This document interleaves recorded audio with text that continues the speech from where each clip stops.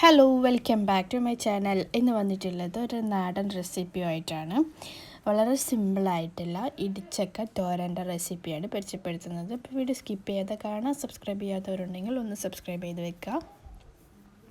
ഇനി നേരെ റെസിപ്പിയിലോട്ട് പോവാം. അപ്പോൾ ഇതിന് വേണ്ടിയിട്ട് ചെറിയ ചക്കയാണ് എടുത്തിട്ടുള്ളത്. ഇനി ഇതിനെ രണ്ടായിട്ട് കട്ട് ചെയ്തിട്ടുണ്ട്.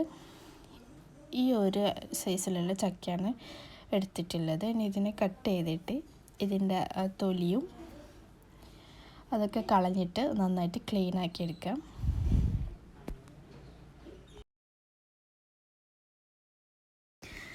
അപ്പോൾ ഇത് ഇവിടെ ഞാൻ കട്ട് ചെയ്തെടുത്തിട്ടുണ്ട്. ഇനി നമുക്കിതിനെ ഒരു കുക്കറിലോട്ട് ഇട്ടിട്ട് വേവിച്ചെടുക്കണം.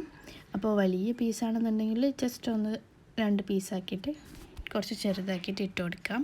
ഇനി ഇതിലോട്ട് മഞ്ഞൾപ്പൊടിയും ആവശ്യത്തിനുള്ള ഉപ്പും കുറച്ച് വെള്ളവും ചേർത്തിട്ട് നമുക്കിതൊന്ന് വേവിച്ചെടുക്കാം. കുക്കറിൽ ഒരു 2 വിസിലൊക്കെ വരുന്നത് വരെ വേവിച്ചെടുക്കാം. അപ്പോൾ ഈ ചക്ക നന്നായിട്ട് വെന്ത് വന്നിട്ടുണ്ട്. ഇനി നമുക്കിതിനെ ഒന്ന് ഉടച്ചു കൊടുക്കാം. ഒന്നെങ്കിൽ സ്പൂൺ വെച്ച് ചെയ്യാം, അല്ലെങ്കിൽ ഉടച്ചെടുക്കാൻ പറ്റിയ എന്തെങ്കിലും സാധനം ഉണ്ടെങ്കിൽ അത് വെച്ചിട്ട് ഉടച്ചെടുക്കാം. അപ്പോൾ ഇതുപോലെ നന്നായിട്ട് ഉടച്ചെടുത്തിട്ടുണ്ട്.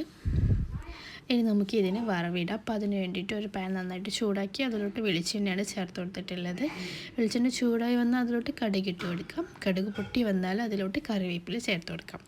പിന്നെ ഇതിലോട്ട് കുറച്ച് വെളുത്തുള്ളിയും എരിവിന് വേണ്ടിയിട്ട് കുറച്ച് പച്ചമുളകും നന്നായിട്ട് ചതച്ചിട്ട് ചേർത്ത് കൊടുക്കാം. അതൊന്ന് മൂത്ത് വന്നാൽ ഇതിലോട്ട് നമ്മൾ പുഴുങ്ങി ഉടച്ച് വെച്ചിട്ടുള്ള ആ ചക്ക ചേർത്ത് കൊടുക്കാം.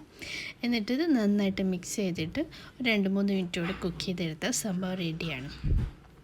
അപ്പോൾ ഏറ്റവും സിമ്പിളായിട്ടുള്ള നല്ലൊരു ഇടിച്ചക്ക തോരൻ്റെ റെസിപ്പിയാണിത്. വീഡിയോ ഇഷ്ടമായിട്ടുണ്ടെങ്കിൽ ലൈക്ക് ചെയ്യുക, ഷെയർ ചെയ്യുക. ഇതുവരെ ഇതുപോലെ ട്രൈ ചെയ്യാത്തവരുണ്ടെങ്കിൽ ഒന്ന് ട്രൈ ചെയ്ത് നോക്കുക. നല്ല അടിപൊളി ടേസ്റ്റി ആയിട്ടുള്ളതാണ്.